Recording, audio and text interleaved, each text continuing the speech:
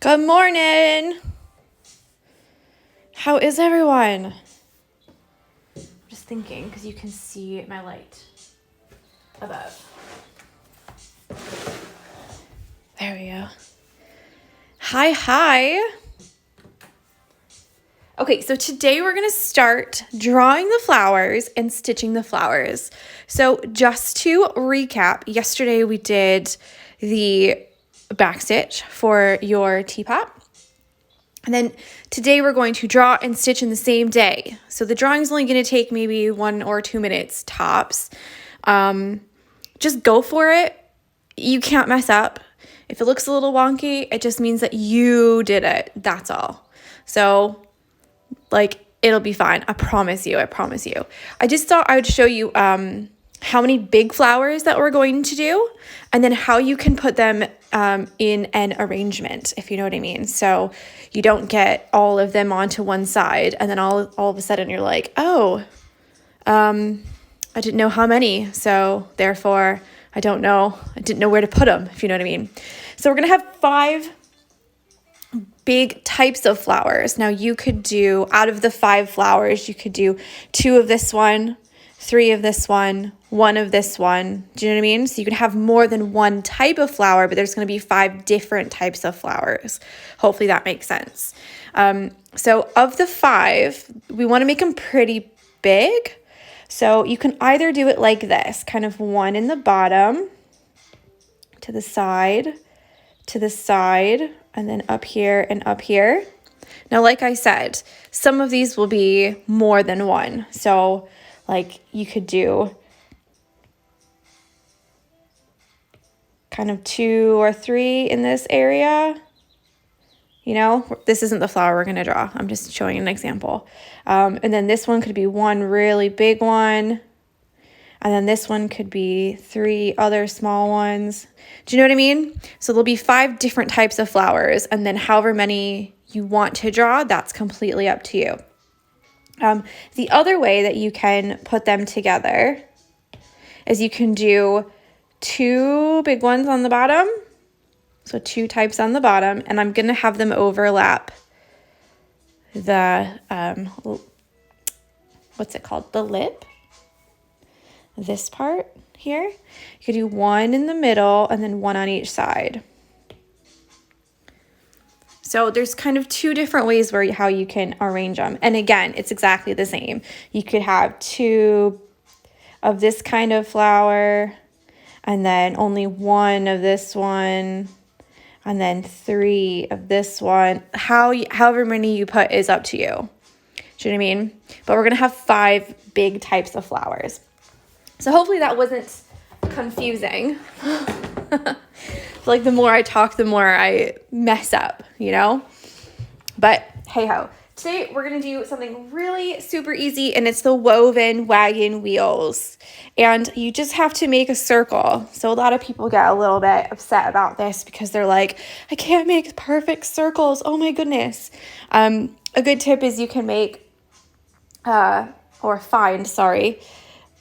a cap, like a orange juice cap or a lid of something, and you can use that as a template, or you can just draw them because no one's grading you. Do you know what I mean? So I'm going to do 2, and I'm going to make mine kind of here, and then a smaller one up over here, I think.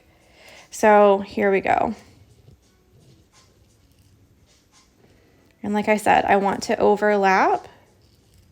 If it's not perfect, it's okay. Don't worry about it. And then maybe I'll put one here, a smaller one. And I want to do 2 because I want to show you how different they can look. So for this one, we're going to make a circle on the inside.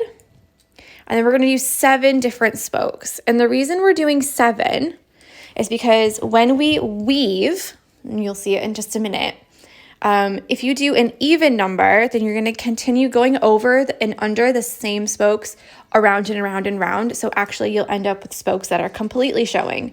So we only want even. So you can do really small ones with 3 spokes. You can do ones about this size with 5, 7, 9. If you have a really big one, you can even get 11 or 13. But yeah. So we're going to have these spokes here.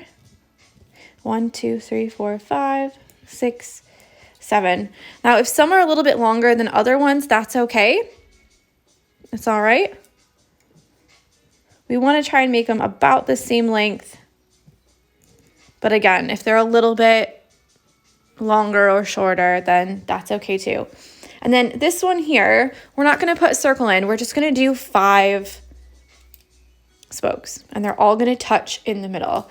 And that way you can see all the different kinds. I actually prefer having a circle in the middle.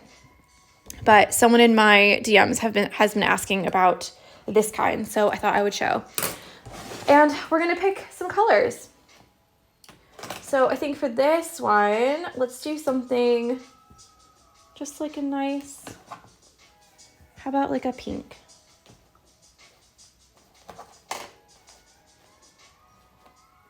I don't think I colored this one. What about a red? I think I'll do a red. I'll do like a dark red because that's quite a nice color. And we're going to use all 6 strands. So find your end, and the color I'm using is star 22. Where are you? Sarah, I haven't done woven wagon wheels in so long either. She's just said, I realized I haven't stitched wagon wheels for so long. Now with this, you're going to use a lot of thread, so pull out more than you think. So if you're doing 3 for like normal stitching, do like 4 or 5.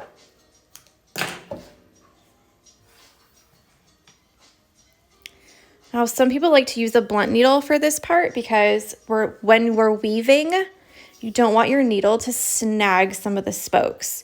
So if you do have a blunt tapestry needle, you can use it. If not, you don't really need one. Totally fine. And then what we're going to do is stitch these spokes first.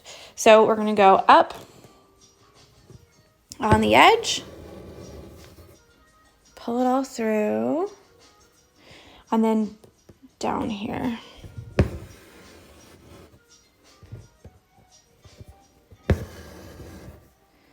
And these are just straight stitches.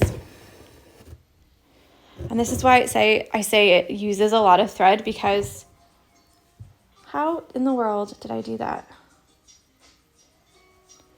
Because after we do the spokes, you're actually not going to go through the fabric at all anymore. Good morning. So these don't matter so much. Let's see, where did I leave? I'll go up here at the end.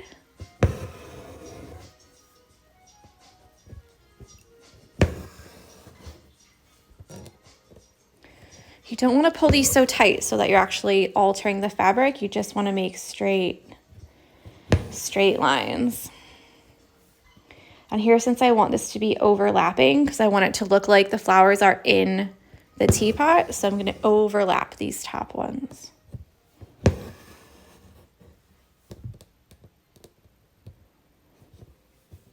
I kind of wish I used like yellow or something, like a cheery color.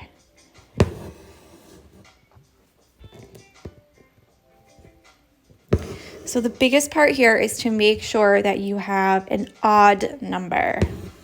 I'll make it in the center in a minute. So we'll do this one first. So I've just come down here, and we're going to come up right in between these 2 spokes. Taking a break from homeschooling. Yeah, David's upstairs teaching. There we go. Now from now on, we're actually not going to go down through the fabric again. We're just going to weave under and over, all the way around and around and around and around. Okay, so let's get started. Under. And then this one will be over. So we skip that one. Under. So this is kind of the tricky part, because you don't want to, one, get all of the thread that you've just gotten in a big fat knot every time you pull it, but you also don't want to go through the fabric and you don't want to go through the actual spokes. So that's the only kind of tricky part of the whole thing of this. You can also use double thread. So this is 6 strands. You can notice I didn't separate it at the beginning of the video. It's all 6 strands. You can also use 12 strands and it gives a nice chunky knot and it fills it so much quicker. So after I finish this, I'll show you how the 12 strands looks as well, because I'm sure I'm going to run out of thread. So this is another one of those where if you, 6 strands, 6. If you don't have a lot of the color that you want, then you're gonna have to choose a different color because you're gonna use a lot. The other thing you can do is use 2 colors, and you could do like a dark in the middle and a light on the outside type situation. So you would do the light color first or the dark color first, and then when that color runs out, then you can, you know, switch colors instead of just using the exact same color. Now, to not splice the threads, some people will use the eye of their needle and push it through like this. It's star 22. But I don't do it that way because I tend to push my finger on the back. And when I use the eye of the needle, I always forget and poke my finger. So really, a blunt needle is probably the best bet if you're really, really not happy, you know?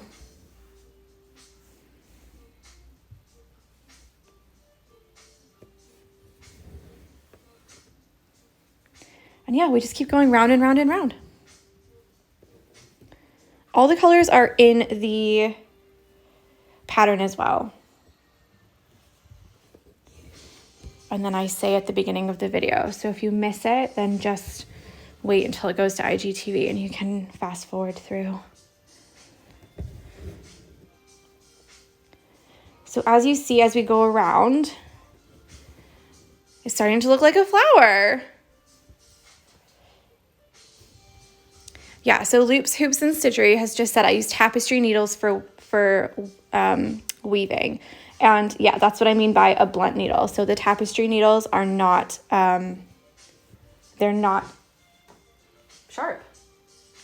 So here's mine. It's got a bigger eye, and then the needle's not sharp at all. But I'm just gonna keep going. It's fine, it's fine, it's fine. Now, the other thing with these is some people like to do them first because, as you can see, as you're going round and round and round, it's really easy to snag some of the other things that we've made. So if we had a whole bouquet of flowers and I wanted to put these ones in last, then as I'm going around where my needle is poking out, I would have to really avoid all of those other stitches. And especially like over here where like the handle is and down here. You have to be a little bit careful because you don't want to snag any of the things that you've already done. But at the same time, these woven wagon, sorry, I was concentrating. These woven wagon wheels are really easy to get snagged sometimes because all of this thread is just sitting on the top of your fabric. So if I flip it over on the back, if I flip it over on the back, then it's literally just these here that are going through the fabric. That's all that's securing it. And all of the stuff on the front is just woven on the front. So that's kind of a disadvantage of doing these first. So it just depends on kind of what you like and what you're willing to sacrifice for, you know? For me, I'm going to keep mine on the stand pretty much the whole time. And when I'm not, I usually keep it in this basket with all my threads. So actually it doesn't get like thrown around or, you know, snagged or anything like that. But I don't know, sometimes if you have like cats or children, Not that children are like cats, but like if you have someone that's going to come and be like, oh, what's this? Oh, I want to pick it off or something, you know? Then just be a little bit careful. Also, I just want to say, if you do have cats, don't leave the thread and the needle out. I know a couple of my friends, their cats have gone to the emergency room because they finished stitching and they just put their needle like on the side with it still attached. Or they left the threads that they wanted with the needle still attached, and their cats got into their stitching stuff and swallowed the needle. I actually have a friend who used to put her needle in her mouth, like between her lips, whilst she was like getting a new piece of thread or choosing colors or whatever. And she swallowed it. So please, please, please just take a little bit of extra care with the needles. I know some people are like, how could that happen? Oh my gosh, that's crazy. But it definitely can happen easier than you think, especially with little animals like cats who are so cheeky. See what I've done? So just be careful, guys.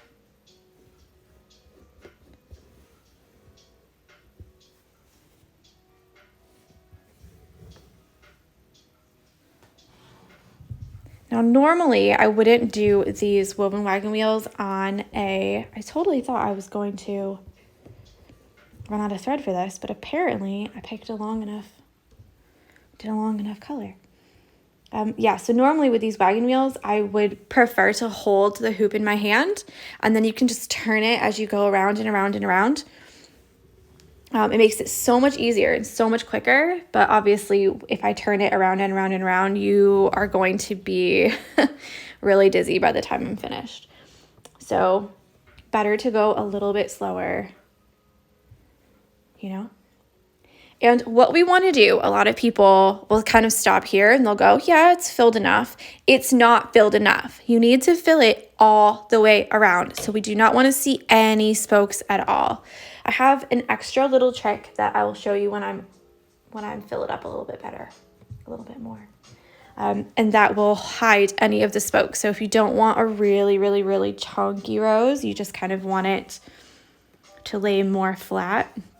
Because the more times you go around, the more you're going to build up these layers, and the more that they're going to get kind of bigger and bigger. And especially on the edges here, they'll start to kind of rise up on the sides. So it just depends on how you want it to look. It's the left-handed ones that get me, you know?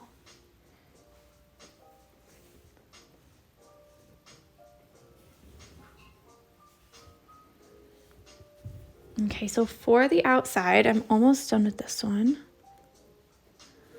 For the outside, you can also do a stem stitch all the way around it, and it will help to cover any of those spokes that you don't want to show. So again, that's like one of my biggest pet peeves when I have a couple pet peeves, as you'll see, but it's when you don't fill it up enough and then you can actually see all of the spokes. And people are like, look at my roses. I'm like, honey, they're not done. Just go around like 4 or 5 more times and they'll be done, I promise. Okay, so I'm gonna stop there. You can't really see the spokes. You can see them a little bit, but what we're gonna do is fix it. So let's see if I can't make this a little bit brighter for you. Can you see a little bit better? You can still see the spokes a little bit, but not a lot. I've got to get my black paint thing because that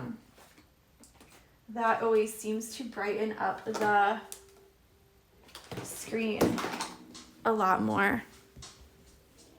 Yeah. So you can still see the outside a little bit, but not loads. So what you can do around the edge is you can add a stem stitch. Now the stem stitch, super easy peasy. And for this one, you want to make your stitches about as far apart as the spokes. So here we go. We'll make them about this far. Now leave your loop like that and come up right in the middle inside the loop and close to the edge without going through any of the threads. Yeah? And then pull that up. Okay? And then you're going to do it again. Now you don't want these stem stitches to be really small or you're going to get a little like twisted rope all the way around the outside. We want it to look natural, like it's actually one of the feathery type loops that go all the way around. So keep your loop like that, and then you're going to go up right where you came down the first time, right in the middle. And then you're just going to keep doing that all the way around until you reach the beginning where we started the stem stitch.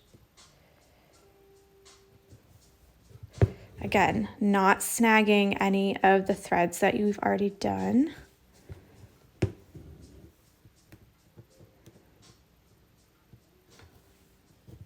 And we'll do the stem stitch again, so don't worry if you're like, I don't want to do that, Tori. I just want to do the woven wagon wheel, and that is all. That's fine. You can just continue, make sure you don't see any spokes at all. Grammarly, I already communicate smartly.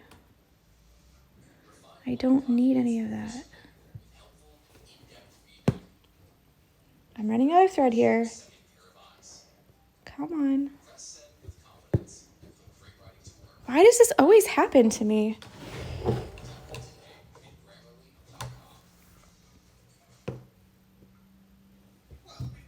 Okay, so there is one. Sorry, I had to move it so I could do. So there is one. We'll fill it in later. So you just want to do this part right here right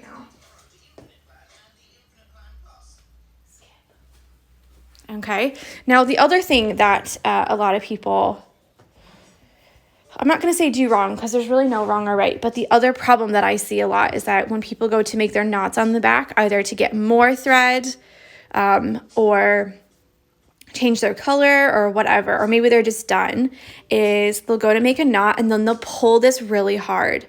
And the problem with that is that all of these threads are just sitting on the top.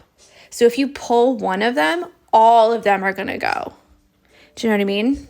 So when you're doing your knot on the back, because I did the stem stitch, it won't matter so much here. But if you do no stem stitch, then be really careful about how tight you pull this knot, because if you pull it really tight, then it's going to look really like constipated and like strained, you know, around the outside, because you're going to literally pull all of those threads through.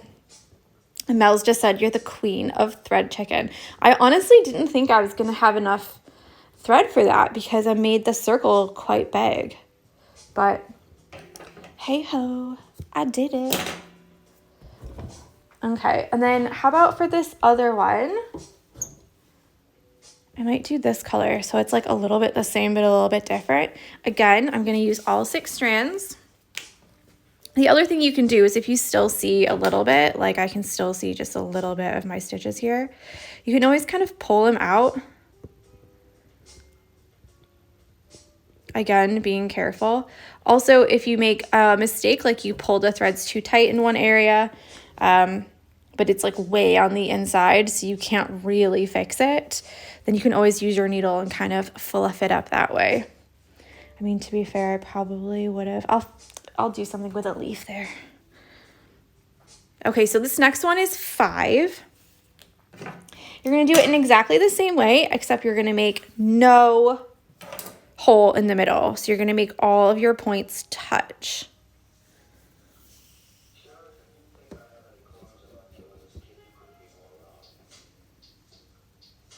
So again, it's the exact same thing if you want to bounce. I'm going to put this here. And again, right down the middle. I'm still going to probably add some like French knots or something in the middle, just because I like it that way.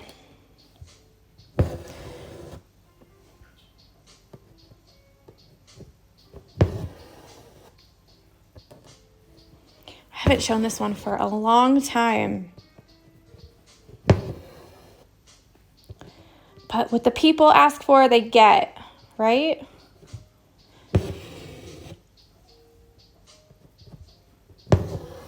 Oh.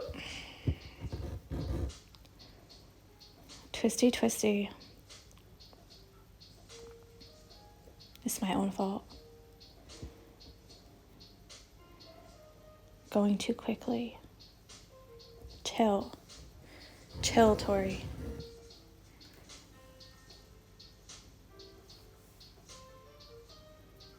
Okay, so this is exactly the same. We're going to go up through between two of the spokes.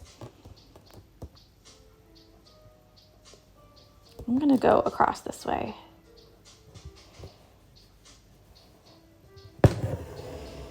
And I like to go under the first one always, but you can always just go over. It doesn't really matter, especially on the ones where they're so close together in the middle, because if you go over this one and under, it's just going to make it, you know, close in the middle.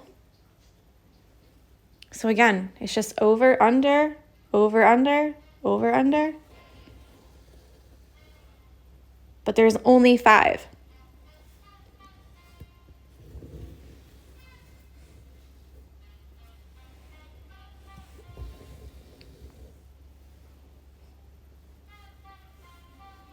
Some people like 5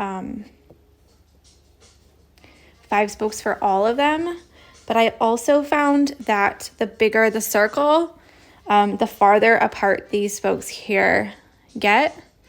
And then they kind of don't go around in a circle nicely. They start to get like this because the spokes are too far away and the thread just can't like be in a circle like that. And around we go. I kind of think that the ones with no open circle look like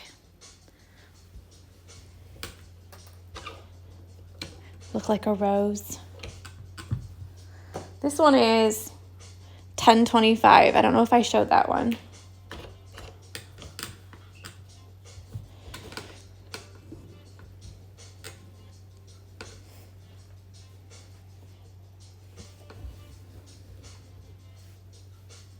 I actually have another hoop stand. I should just use the other hoop stand for the other one and keep this one on this one, and then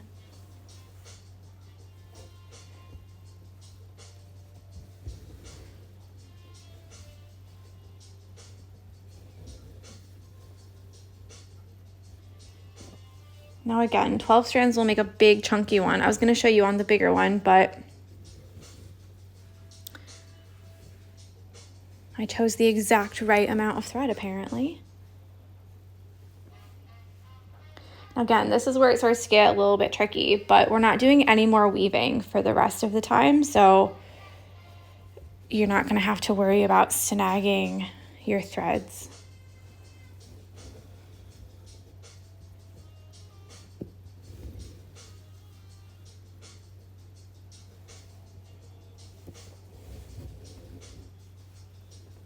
Round and around.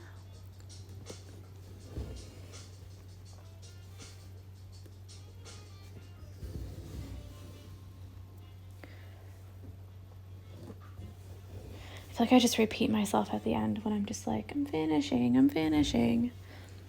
But you want to keep going to make sure you have no spokes showing.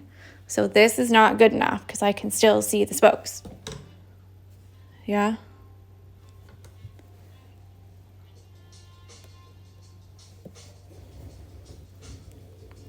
I think the main reason is because the spokes are just a tool to help you make the flower.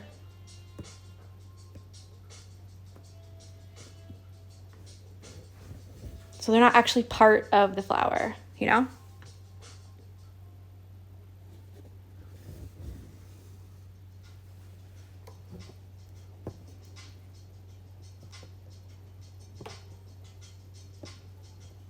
Is that good? I think I'm going to do the stem stitch now.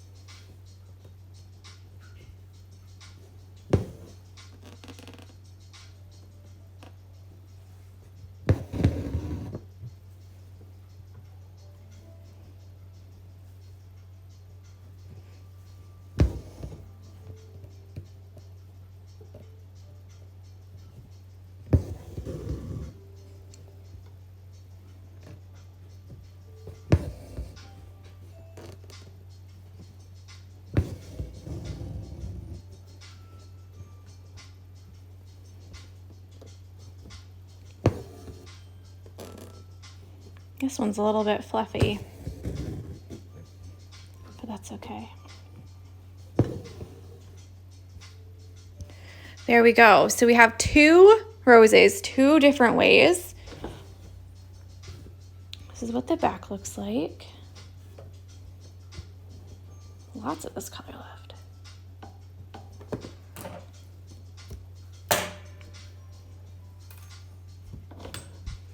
And there we go. Let's zoom out. And this is what we've got so far. So this one looks like a more like traditional rose. And then this one here has some stuff that we can put on the inside here. Again, this will brighten it up so you can see them a little bit better. Now the spokes on the inside don't matter because like I said, we're going to cover those up, and actually we can even put a little one in the very center of this one if we want to. So that's it for the teapot stitch along. I'll be back in just a minute for the coffee mocha pot. But be sure to tag me at the Barmy Fox and use the hashtag. If you go to the hashtag, which is hashtag the Barmy Fox SAL, loads of people have already posted and used the hashtag, and therefore we can see all of your teapots and coffee stuff, mocha pots. And they look amazing. Like, I'm so proud of everyone. And there's a lot of people who've never stitched before, so make sure to go and give them a bit of encouragement, you know? I'm trying to go through all of them, but this morning I think I woke up to like 47 messages of people just tagging me, and I was like, oh my gosh, you guys are doing so good. I'm so proud. So keep going. And yeah, I'll speak with you in just a minute for the other one. All right, bye.